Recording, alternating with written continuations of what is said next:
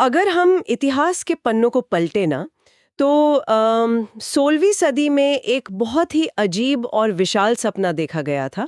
अच्छा। कैसा सपना? एक ऐसा सपना जिसे यूनिवर्सल ग्रंथ सूची या यूनिवर्सल बिब्लियोग्राफी कहा गया। मतलब विचार ये था कि दुनिया में मौजूद हर एक छपे हुए पन्ने, हर एक किताब या हर एक विचार को बस एक अकेले विशाल सूची में दर्ज कर लिया जाए। अरे वाह, मतलब संपूर्ण मानवीय ज्ञान का एक सिंगल नक्शा। बिल्कुल, एक पूरा कैटलॉग। लेकिन आज के इस इंफॉर्मेशन ओवरलोड के युग में जहां हर दिन लाखों पन्ने इंटरनेट पर जुड़ रहे हैं, वो सपना किसी विज्ञान कथा या साइंस फिक्शन जैसा लगता है ना। हाँ, एकदम। और आपको पता है वो सपना कभी पूरा भी नहीं हो सका, क्योंकि सूचनाओं के उत्पादन की गति हमेशा ही हमारे उन्हें सूचीबद्ध करने की क्षमता से कहीं अधिक रही है। सही बात है। लेकिन यहाँ जो बात सबसे दिलचस्प है वो ये है कि उस अधूरे सपने ने ही आधुनिक सूचना विज्ञान की नींव रखी। और यही हमारे आज के इस गहराई से विश्लेषण का मुख्य विषय भी है। आज हम माध्यमिक सूचना स्रोतों यानी सेकेंडरी इंफॉर्मेशन सोर्सेज पर चर्चा करने वाले हैं। खासकर यूजीसी नेट LIS यूनिट 3 की तैयारी करने वालों के लिए तो ये एक अचूक टूल किट होने वाली है। बिल्कुल, क्योंकि चुनौती यही है कि ज्ञान के इस अथाह और धुंधले महासागर में गोते कैसे लगाए जाएं बिना उसमें डूबे। एग्जैक्टली। चलिए इसे थोड़ा खोलकर समझते हैं।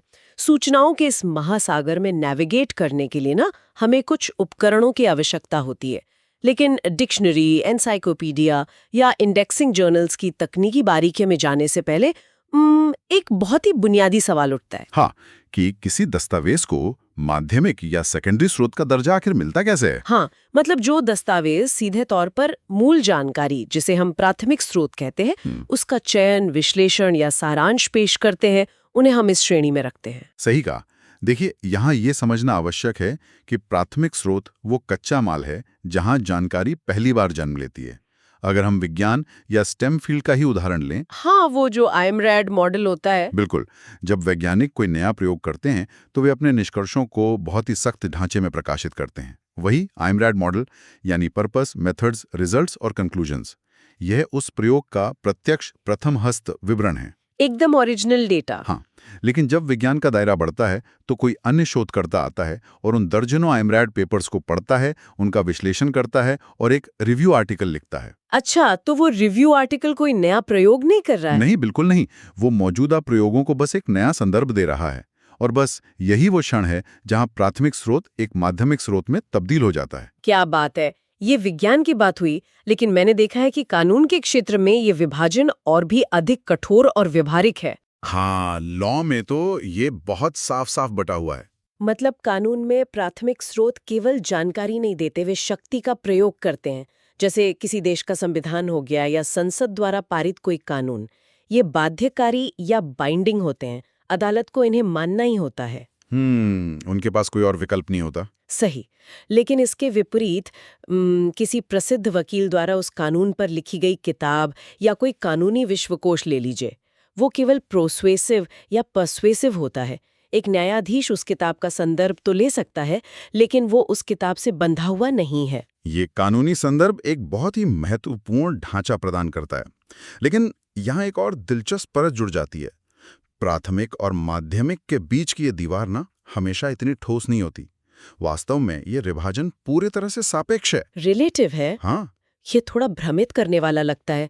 क्या इसका मतलब ये है कि एक ही दस्तावेज एक ही समय पर प्राथमिक और माध्यमिक दोनों हो सकता है? बिल्कुल हो सकता है।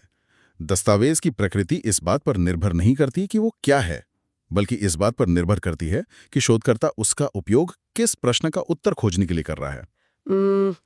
क्या हम किसी ऐतिहासिक घटना का उदाहरण ले सकते हैं, जैसे प्रथम विश्व युद्ध? ये सापेक्षता वहां कैसे काम करेगी? चलिए इसे एक संस्मरण या मेमोयर के नजरिए से देखते हैं। मान लीजिए किसी सैनिक ने 1914 में युद्ध लड़ा, लेकिन उसने अपना अनुभव 1930 में लिखा। मतलब 16 साल बाद? हाँ, अब अगर कोई इतिहासकार युद्ध की वास्तविक रणनीतियों, तोपों की संख्या या तारीखों का अध्ययन कर रहा है, तो वो संस्मरण एक माध्यमिक स्रोत माना जाएगा। क्यों? क्योंकि वो घटना के वक्त तुरंत नहीं लिखा गया। एग्जैक्टली। इसका कारण मानवीय मनोविज्ञान है। 16 साल बाद लिखी गई यादों में विश्लेषण, बाद के अनुभव और याददाश्त की कमियां भी शामिल हो जाती हैं। वह घटना का एकदम सटीक रियल टाइम रिकॉर्ड नहीं है। समझ गई।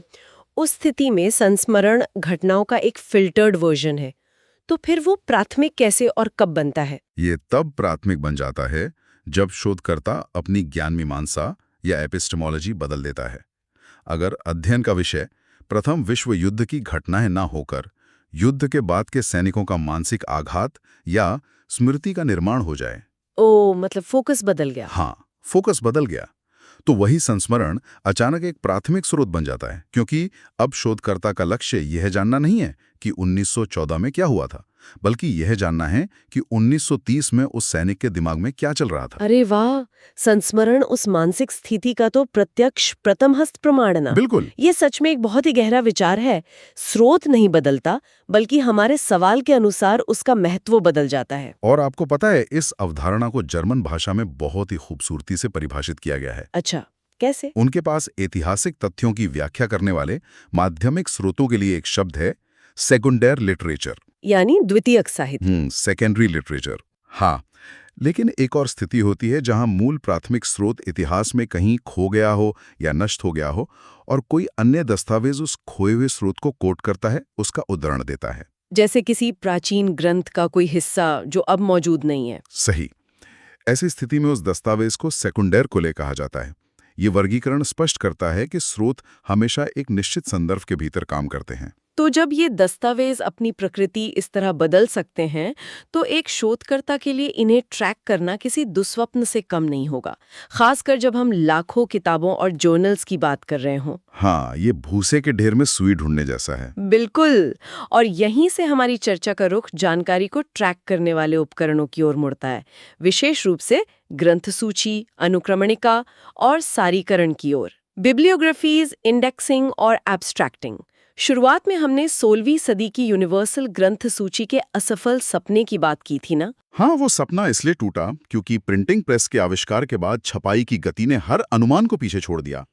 मशीनें इंसानों से तेज हो गई। तो फिर क्या उपाय निकाला गया? इसलिए सूचना विज्ञान को अधिक व्यावहारिक दृष्टिकोण अपनाना पड़ा। संपूर्ण विश्व को एक सूची में बांधने के बजाय हमने सीमाओं का निर्माण किया। जैसे राष्ट्रीय ग्रंथ सूचियां, national bibliographies. Exactly. Indian national bibliography इसका एक उत्कृष्ट उदाहरण है, जो भारत की भौगोलिक सीमाओं के भीतर प्रकाशित साहित्य का एक व्यवस्थित रिकॉर्ड रखती है। ये तो बहुत जरूरी है। राष्ट्रीय ग्रंथ सूची सांस्कृतिक और बौद्धिक धरोहर को सहेजने का काम करती है। लेकिन एक व्यापारिक ग्रंथ सूची भी तो होती है ना, जैसे क्यूमुलेटिव बुक इंडेक्स। हाँ, उसका उद्देश्य थोड़ा अलग होता है। वही, इसका उद्देश्य सिर्फ ज्ञान का रिकॉर्ड रखना नहीं लगता, बल्कि यह बाजार का रिकॉर्ड है। यह उन पुस्तकों की सूची देता है जो वर्तमान में बिक्री के लिए उपलब्ध है और उनके मूल्य भी बताता है। बिल्कुल। पुस्तकालयों के अधिग्रहण विभाग या एक्विजिशन डिपार्टमेंट के लिए तो ये एक बुनियादी उपकरण है। ये बहुत ही व्यवहारिक है। लेकिन देखिए, ग्रंथ सूचियां किताबों के स्तर पर काम करती हैं और ज्ञान के उत्पादन का एक बहुत बड़ा हिस्सा जर्नल्स और पत्रिकाओं के भीतर छिपे लेखों में होता है। ये तो है। एक किताब को खोजना आसान है, लेकिन एक जर्नल के 50वें अंक के 200वें पन्ने पर छपे किसी विशेष शोध पत्र को खोजना, ये तो एक अलग ही स्तर की चुनौती है। और यहीं पर अनुक्रमणिका पत्रिकाएं या इंडेक्सिंग पीरियोडिकल्स दृश्य में आती हैं। अगर इस प्रक्रिया को डिकोड किया जाए, तो अनुक्रमणिका एक तरह से किसी शहर के नक्शे या फोन डायरेक्टरी की तरह काम करती है। Phone directory? वो कैसे? मतलब एक फोन डायरेक्टरी आपको व्यक्ति का नाम देती है और उसका सटीक पता देती है। इसी तरह Readers' Guide to Periodical Literature जैसी अनुक्रमणिका पत्रिकाएं आपको विषय, लेखक का नाम और वो सटीक स्थान बताती हैं जहां वो लेख मौजूद है, जैसे जर्नल का नाम, वॉल्यूम और पेज नंबर। या तुलना इसके स्वरूप को बहुत अच्छे से समझाती है। अनुक्रमणिका आपको लेख के अंदर का सार नहीं बताती, केवल उसका ग्रंथ सूची विवरण देती है। हाँ, बस एक पता देती है। सामान्य विषयों के अलावा विशिष्ट क्षेत्रों के लिए भी अनुक्रमणिका होती है, जैसे चिकित्सा क्षेत्र के लिए इंडेक्स मेडिकस।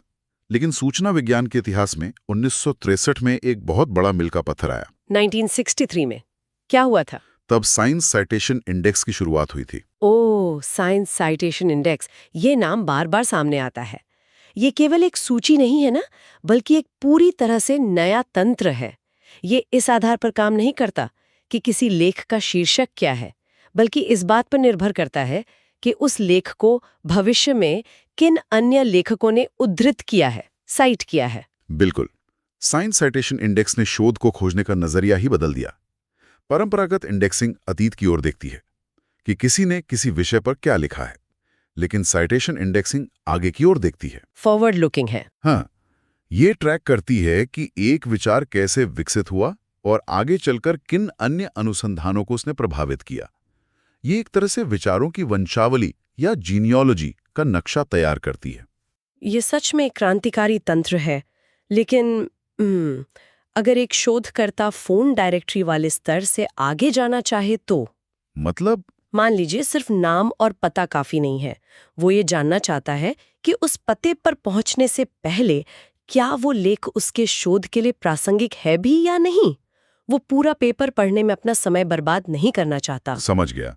यहीं पर सारकरण पत्रिकाएं यानी एब्स्ट्रैक्टिंग पीरियोडिकल्स चित्र में आती हैं। अगर अनुक्रमणिका फोन डायरेक्टरी है तो सारकरण लिंक्डइन प्रोफाइल जैसा हुआ, जहां नाम के साथ साथ व्यक्ति के काम का पूरा सारांश भी मिलता है। बहुत बढ़िया एनालॉजी है।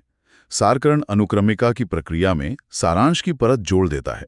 ये शोधकर्ता के समय और ऊर्जा की रक्षा करने वाला एक महत्वपूर्ण तंत्र है। इसका सबसे विशाल और प्रभावशाली उदाहरण केमिकल एब्स्ट्रैक्ट्स है। हाँ, सीए। विज्ञान के क्षेत्र में इसका पैमाना अकल्पनीय है। इसके आंकड़े किसी को भी चौंका सकते हैं। मतलब ये 50 से अधिक भाषाओं और 150 देशों के 10,000 से अधिक जर्नल्स को कवर करता है। बिल्कुल। और इसका जो C+ डेटाबेस है ना, उसमें रोजाना 3,000 नए रिकॉर्ड जुड़ते हैं। हर दिन 3,000 नए शोध पत्रों का सारांश। इस विशाल पैमाने को देखकर यह समझना आसान हो जाता है कि संयुक्त राष्ट्र को इस क्षेत्र में हस्तक्षेप क्यों करना पड़ा। संयुक्त राष्ट्र, उनका क्या रोल था इसमें? अगर हम इसे बड़ी तस्वीर से जोड़ें तो ज्ञान के इस विस्फोट को संभालने के लिए वैश्विक सहयोग की आवश्यकता थी। यही कारण है कि यूनिसिस्ट मॉडल विकसित किया गया। द्वितीय विश्व युद्ध के बाद जब वैज्ञानिक अनुसंधान चरम पर था, तब भाषा की बाधाओं और सूचनाओं के अत्यधिक उत्पादन के कारण वैज्ञानिक संचार टूटने लगा था। हाँ, अगर कोई जापानी में रिसर्च कर रहा है तो जर्मन साइंटिस्ट को कैसे पता चलेगा? एग्जैक्टली। यूनिसिस्ट मॉडल ने ज्ञान उत्पन्न करने वालों और ज्ञान का उपयोग करने वालों के बीच एक मानक संचार प्रणाली स्थापित करने का प्रयास किया। मतलब एक ऐसी व्यवस्था जहां रूसी भाषा में छपा कोई शोध पत्र किसी भारतीय शोधकर्ता तक अपनी प्रासंगिकता के साथ पहुंच सके। इंडेक्सिंग और एब्स्ट्रैक्टिंग सेवाएं इसी वैश्विक संचार मॉडल की रीढ़ है। एकदम सही। लेकिन ये सारी चर्चा तो एक बहुत ही गहन और लंबी शोध प्रक्रिया की ओर इशारा करती है। क्या हो अगर किसी को महीनों तक साहित्य की खोज नहीं करनी है? हाँ, हर किसी के पास इतना समय नहीं होता। वही, अगर कोई पुस्तकालय के रेफरेंस डेस्क पर खड़ा है और उसे तुरंत एक तथ्य, एक परिभाषा या किसी विशिष्ट आंकड़े की आवश्यकता है, तब क्या? त्वरित उत्तरों के लिए हम सूचना स्रोतों के एक पूरी तरह से अलग सेट की ओर मुड़ते हैं। इन्हें रेडी रेफरेंस कहा जाता है। इसमें विश्वकोश, शब्दकोश, हैंडबुक, मैनुअल और सांख्यिकीय स्रोत शामिल होते हैं, जो तुरंत जवाब देते हैं। हाँ, इनका उद्देश्य जानकारी को खोजना नहीं, बल्कि जानकारी को तुरंत प्रदान करना है। तो विश्वकोश या एनसाइक्लोपीडियाज की बात करते ही दिमाग में सबसे पहले 32 वॉल्यूम वाला न्यू एनसाइक्लोपीडिया ब्रिटानिका आता है, जो सदियों से सामान्य ज्ञान का मानक रहा है। बिल्कुल, वो तो एक क्लासिक है। और इसके अलावा McGraw Hill encyclopedia of science and technology जैसे विषय विशिष्ट विश्वकोश भी हैं। हाँ, लेकिन आज के डिजिटल युग में इन छपे हुए दिग्गजों की प्रासंगिकता पर एक गंभीर बहस चल रही है। आप विकिपीडिया की बात कर रही हैं ना? हाँ, तो इस सब का क्या मतलब है? आज सूचना खोजने की शुरुआत आमतौर पर विकिपीडिया से ही होती है। 2012 तक ही इसमें 4 मिलियन से ज्यादा लेख थे, जो किसी भी प्रिंट विश्वकोश की क्षमता से कहीं अधिक हैं।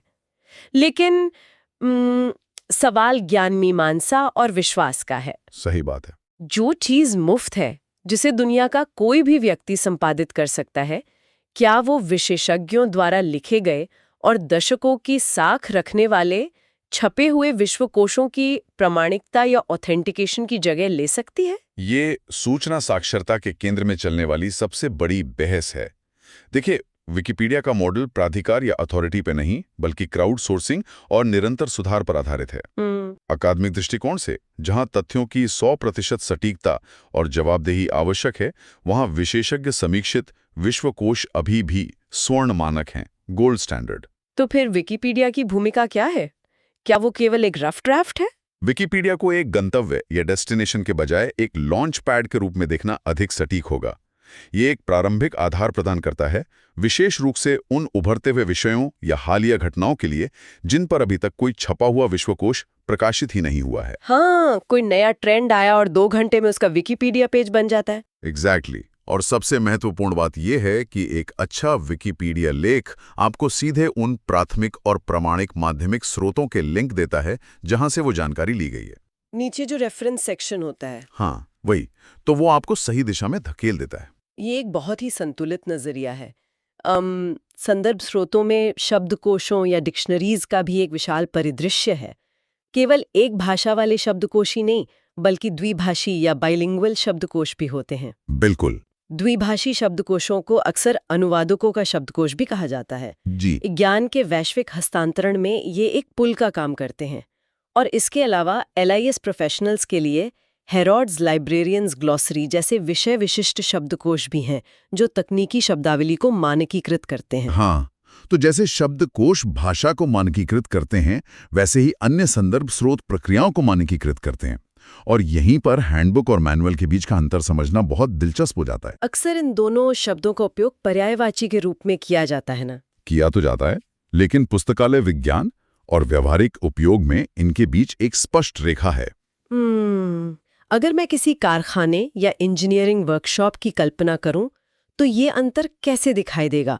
मान लीजिए एक इंजीनियर एक नई मशीन स्थापित कर रहा है और दूसरा इंजीनियर उस मशीन पर किसी नए धातु का परीक्षण कर रहा है। ये एक बेहतरीन स्थिति है समझने के लिए। जो इंजीनियर नई मशीन स्थापित कर रहा है, उसे एक मैनुअल की आवश्यकता होगी। मैनुअल की क्यों? क्योंकि मैनुअल का मुख्य उद्देश्य कदम दर कदम प्रक्रिया को समझाना है। यानी मशीन को कैसे चालू करें, पुर्जों को कैसे जोड़ें या सुरक्षा प्रोटोकॉल क्या है। ये कैसे करें या हाउ टू का मार्गदर्शक है। जैसे मैनुअल ऑफ मैप रीडिंग, जो ये सिखाता है कि नक्शा कैसे पढ़ा जाए। और दूसरे इंजीनियर का क्या, जो धातु का परीक्षण कर रहा है? जो इंजीनियर नई धातु का परीक्षण कर रहा है, उसे एक हैंडबुक की आवश्यकता होगी। उदाहरण के लिए मशीनरीज हैंडबुक। इस हैंडबुक में मशीन को चालू करने के निर्देश नहीं होंगे। तो क्या होगा? इसमें घर्षण के फॉर्मूले, धातुओं के गलनांक या मेल्टिंग पॉइंट्स और इंजीनियरिंग के मानक आंकड़े होंगे। हैंडबुक मुख्य रूप से अभ्यासकर्ताओं या प्रैक्टिशनर्स के लिए होती है, जिन्हें काम करते समय तुरंत तथ्यात्मक डेटा या फॉर्मूले की आवश्यकता होती है। अच्छा, तो मैनुअल प्रक्रिया सिखाता है और हैंडबुक तथ्य प्रदान करती है। एग्जैक्टली। और ये वर्गीकरण पुस्तकालयों में इनके भौतिक स्थान को भी तय करता है। बिल्कुल। इसी रेडी रेफरेंस श्रेणी में सांख्यिकीय स्रोत और पंचांग या एल्मनैक्स भी एक महत्वपूर्ण भूमिका निभाते हैं। टेबुलर डेटा के लिए भारत की 2011 की जनगणना या रेलवे का ट्रेन्स एट अ ग्लांस जैसे स्रोत तो अपरिहार्य हैं। हाँ, बहुत जरूरी हैं। लेकिन पंचांगों के परिदृश्य में एक दिलचस्प सांस्कृतिक और भौगोलिक अंतर देखने को मिलता है। हाँ, जब हम भारतीय पंचांग की बात करते हैं, तो ये मुख्य रूप से खगोलीय और कालानुक्रमिक या क्रोनोलॉजिकल डेटा पर केंद्रित होता है। तारों और ग्रहों की चाल। हाँ, ये सूर्योदय, सूर्यास्त, चंद्रकलाओं और शुभ मुहूर्तों का एक बहुत ही सटीक गणितीय और सांस्कृतिक दस्तावेज है। ये समय और अंतरिक्ष की गणना है। लेकिन जब हम विटेकर्स एल्मेनैक जैसे अंतर्राष्ट्रीय प्रकाशनों की ओर देखते हैं, तो उनका स्वरूप बिल्कुल अलग होता है। नाम में एल्मेनैक होने के बावजूद वे वास्तव में ईयर बुक की तरह कार्य करते हैं। बिल्कुल। विटेकर्स एल्मेनैक जैसे स्रोत किसी विशेष वर्ष के दौरान दुनिया भर की सरकारों, सामाजिक संरचनाओं, जनसांख्यिकी और प्रमुख घटनाओं का एक स्नैपशॉट प्रस्तुत करते हैं। वे समय की गणना नहीं करते, बल्कि उस समय के दौरान मानव समाज की स्थिति का दस्तावेजीकरण करते हैं। अब तक की चर्चा में हमने प्राथमिक स्रोतों के अथाह सागर से लेकर उन्हें ट्रैक करने वाले इंडेक्स और एब्स्ट्रैक्ट्स और फिर रेडी रेफरेंस टूल्स तक का सफर तय किया है। बात कहाँ से करनी है, तब क्या होगा? मतलब जब सोल्यूशन ही प्रॉब्लम बन जाए। हाँ, क्या इन गाइड बुक्स को ढूंढने के लिए भी कोई गाइड बुक मौजूद है? सूचना विज्ञान ने इस मेटा समस्या का भी समाधान निकाला है। ये एक महत्वपूर्ण सवाल खड़ा करता है। जब माध्यमिक स्रोत सूचनाओं के एक नए पहाड़ में बदल जाते हैं, तो हम तृतीयक स्रोतों या टर्शरी सोर्सेस की ओर मुड़ते हैं। इन्हें सूचनाओं की दुनिया का मेटा लेवल कहा जा सकता है। इसे नक्शे का नक्शा कहना अधिक उपयुक्त लगता है। मतलब मैप ऑफ द मैप। जब कोई व्यक्ति सूचनाओं की भूल भुलैया में पूरी तरह खो जाता है तो तृतीयक स्रोत उसे ऊपर से एक बर्ड्स आई व्यू देते हैं। यह एक बहुत सटीक निरूपक है। तृतीयक स्रोत आपको विषय की गहराई में नहीं ले जाते, बल्कि वो एक विस्तृत परिचयात्मक अवलोकन या ब्रॉड इंट्रोडक्टरी ओवरव्यू देते हैं। तो ये सीधे तौर पर जानकारी नहीं देता, बल्कि आपको सही माध्यमिक स्रोत तक पहुंचने का रास्ता दिखाता है। इसके कुछ ठोस उदाहरण क्या हो सकते हैं? पुस्तकालय के कैटलॉग इसके सबसे बुनियादी उदाहरण है। इसके अलावा ग्रंथ सूचियों की ग्रंथ सूची यानी बिब्लियोग्राफी ऑफ बिब्लियोग्राफीज एक बहुत ही शक्तिशाली तृतीयक स्रोत है। इसका कोई फेमस उदाहरण? बेस्टमैन्स वर्ल्ड बिब्लियोग्राफीज इसका एक क्लासिक उदाहरण है, जो दुनिया भर की ग्रंथ सूचियों को ही सूचीबद्ध करती है और संदर्भ स्रोतों को खोजने के लिए वॉल्फर्ड्स गाइड टू रेफरेंस मटेरियल जैसी मार्गदर्शिकाएं मौजूद हैं। ये उपकरण सूचना साक्षरता की अंतिम नींव है। ये पूरी यात्रा बहुत ही आकर्षक रही है। हमने 16वीं सदी के यूनिवर्सल बिब्लियोग्राफी के सपने से शुरुआत की थी। वहां से हमने देखा कि कैसे IMR और कानूनी बाध्यताओं के आधार पर प्राथमिक स्रोतों को परिभाषित किया जाता है, और हमने ये भी समझा कि कैसे एक पुराना संस्मरण शोधकर्ता के प्रश्न के आधार पर अपनी प्रकृति बदल सकता है। हाँ, फिर हमने अनुक्रमणिका, साइंस साइटेशन इंडेक्स के भविष्योन्मुखी सोच और केमिकल एब्स्ट्रैक्ट्स के विशाल पैमाने पर चर्चा की। और फिर विकिपीडिया की ज्ञान मीमांसा, हैंडबुक्स और मैनुअल्स के व्यवहारिक अंतर, और अंततः तृतीयक स्रोतों के नक्शे तक पहुंचे। ये संपूर्ण ढांचा ये स्पष्ट करता है कि सूचनाओं को केवल एकत्र करना पर्याप्त नहीं है। उन्हें एक तार्किक और सुलभ संरचना में ढालना ही सूचना विज्ञान का मुख्य उद्देश्य है, ताकि पहिए का फिर से आविष्कार ना करना पड़े। बिल्कुल। जो भी UGC नेट LIS की तैयारी कर रहा है या जो कोई भी सूचना प्रबंधन के क्षेत्र में अपना करियर बनाना चाहता है, उसके लिए यह सिर्फ एक अकादमिक सिलेबस नहीं है। आज के युग में जब हर व्यक्ति के पास इंटरनेट के माध्यम से दुनिया भर का डेटा उपलब्ध है, एक LIS पेशेवर केवल किताबों का रक्षक या गेटकीपर नहीं रह गया है। नहीं, अब भूमिका बहुत बड़ी हो गई है। हाँ, वो ज्ञान के इस धुंधले महासागर का असली नेविगेटर है। उसे पता होता है कि कौन सा टूल किस समय इस्तेमाल करना है। सही बात है। लेकिन इस गहरी चर्चा को समाप्त करने से पहले एक विचार ऐसा है जो इन सभी स्रोतों के भविष्य पर एक बड़ा सवालिया निशान लगाता है। अच्छा, वो क्या है? देखिए, हमने देखा कि एक माध्यमिक स्रोत मूल रूप से प्राथमिक स्रोत को देखने का एक मानवीय नजरिया, एक इंसानी फिल्टर या चश्मा है ना? कोई शोधकर्ता उसे पढ़ता है, समझता है और उसका सारांश लिखता है। हाँ, इंसानी दिमाग की प्रोसेसिंग है वो। लेकिन आज जनरेटिव AI हमारे लिए इन माध्यमिक स्रोतों को भी पढ़ रहा है। AI लाखों पन्नों का विश्लेषण कर रहा है और पलक झपकते ही एक नया संश्लिष्ट सारांश पेश कर रहा है। ये तो एक बहुत ही गहरा पॉइंट है। तो अगर मशीनें अब सारेकरण और अनुक्रमणिका का काम कर रही हैं, तो क्या हम चतुर्थक या क्वार्टनरी स्रोतों के एक ऐसे नए युग के मुहाने पर खड़े हैं जहां मानवीय व्याख्या और आलोचनात्मक सोच की जगह मशीन के एल्गोरिदम ले लेंगे?